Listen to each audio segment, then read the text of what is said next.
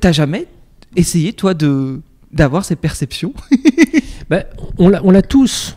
On l'a tous, sauf qu'on ne se rend pas compte, ou on n'y prête pas attention, ou on ne fait pas confiance à ça. Mais attention, quand je dis on l'a tous, on n'est pas tous médiums. Ouais. On a tous de l'intuition, on a tous une âme. Parce que qu'est-ce que c'est que la médiumnité? C'est la capacité d'entendre les messages de ton âme. Parce que ton âme, elle est en contact avec les autres âmes, elle est en contact avec le futur, le passé.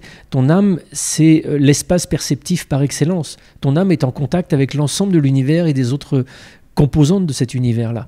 Donc le médium, qu'est-ce que c'est? C'est quelqu'un qui arrive à mettre un peu en stand-by certains éléments de son cerveau qui filtrent et à capter des sensations, des messages, des images venant d'un autre défunt, une autre âme qui, elle, est libérée de son enveloppe corporelle. Donc on a tous une âme, sauf que toi, moi, on n'a pas été éduqués pour développer plus que de coutume cet outil intuitif. Moi, dans mon cas, j'ai eu un parcours de vie qui a fait que j'ai plutôt eu pas confiance dans mon monde intérieur, mon émotionnel, mon intuition.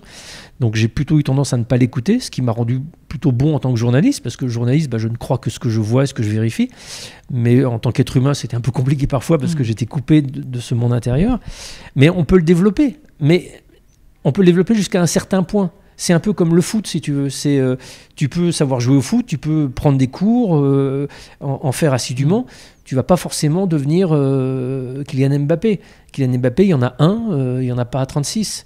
Donc les médiums, c'est un peu pareil. Tu peux, toi, développer ton intuition, travailler avec la méditation ou avec des techniques par exemple, comme celle qui a été utilisée par le renseignement américain pour optimiser l'espionnage extrasensoriel, qui s'appelle le remote viewing, dont je parle un peu dans le livre et dont je parle dans le précédent, la mort n'existe pas. Mais tu peux pas...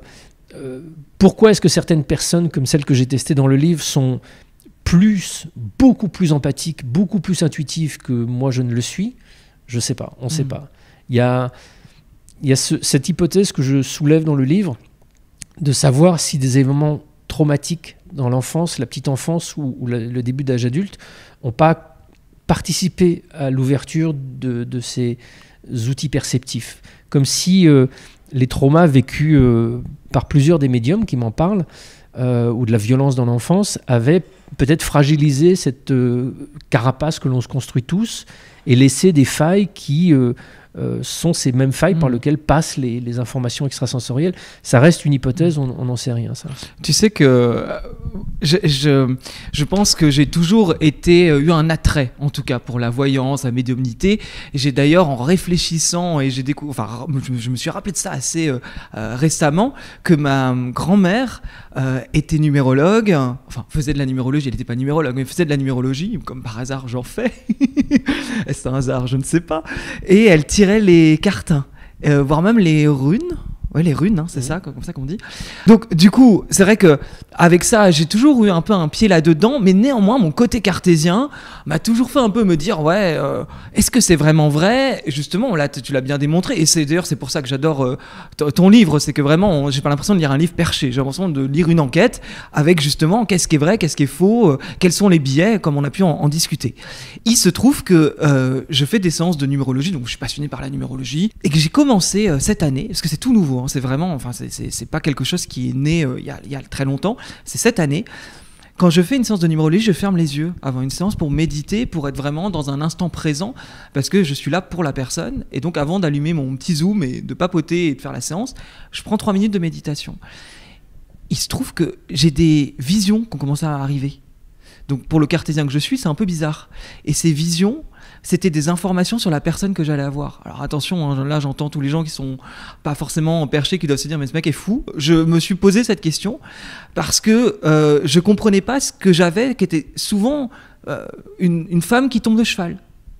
Ok, très bien. Et je demande à la personne durant la séance, j'ai vu une fille tomber de cheval, est-ce que ça te parle? Et la personne qui me dit, oui, il y a 3 ans, j'ai fait une chute de cheval qui était très importante dans ma vie, qui a été très compliquée.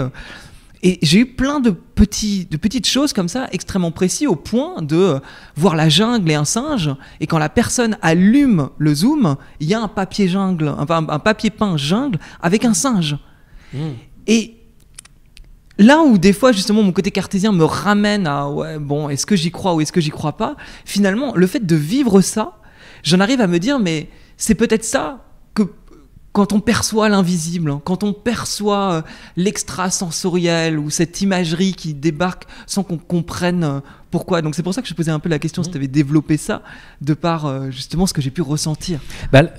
La difficulté dans ton cas, c'est est-ce que tu es capable, sans qu'il y ait encore la validation de la personne que tu vas consulter, de distinguer dans toutes les pensées qui ont été les tiennes avant une consultation, qu'est-ce qui serait vraiment objectivement du ressort d'une perception extrasensorielle liée au consultant que tu vas avoir, des choses qui n'en sont pas. Ouais. Est-ce que tu arrives à faire le distinguo? Parce que le distinguo est possible. La validation de la personne va t'aider à te donner confiance. Mais elle peut t'aider aussi à observer comment est apparue cette image du papier peint avec le singe. Comment est apparue cette vision de la chute de cheval? Est-ce qu'elle s'est accompagnée d'une sensation physique particulière? Est-ce qu'elle s'est accompagnée de quelque chose de très spécifique qui serait différent d'autres pensées que tu as pu avoir avant? Et c'est uniquement en faisant ce travail d'auto-observation et de validation avec les patients que dans 1 an, 2 ans, 3 ans, tu vas acquérir un tout petit peu plus de confiance avant les validations, de savoir si cette perception-là, elle est juste ou pas, et à quoi elle correspond. Parce que tu captes du papier peint, enfin tu captes de la jungle et du singe, mais qu'est-ce que ça veut dire cette info? Tout à fait. Est-ce que ça veut dire que la personne est partie en Amazonie? Est-ce que ça veut dire... Non, ça veut dire juste qu'il y a du papier peint. Donc là, tu as juste capté une information du futur. La grande difficulté, c'est ce que les médiums me partagent dans ce livre, c'est comment traduire ces sensations. Exactement. Comment traduire ces sensations. Bon, c'est fascinant. C'est pour ça aussi que j'ai amené Stéphane à parler de ce sujet sur est-ce qu'on est tous médiums, est-ce qu'on peut tous connecter à quelque chose d'invisible?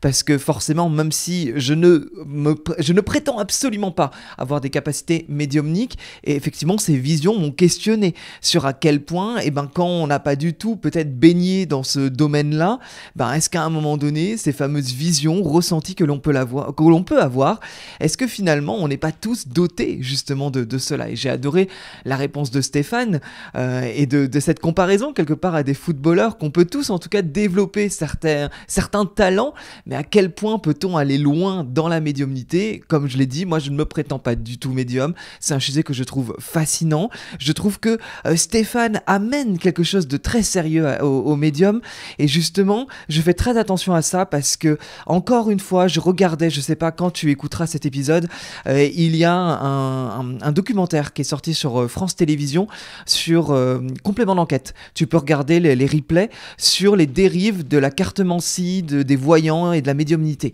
C'est un complément d'enquête que j'ai trouvé absolument passionnant, qui va montrer exclusivement le côté négatif, et c'est pour ça que je fais toujours attention moi de regarder tout ce qui est blanc et noir, hein. Je trouve que c'est trop facile des fois de dire ça c'est mal et ne jamais contrebalancer avec certaines personnes qui pourraient le faire avec une vérité et de vrais dons.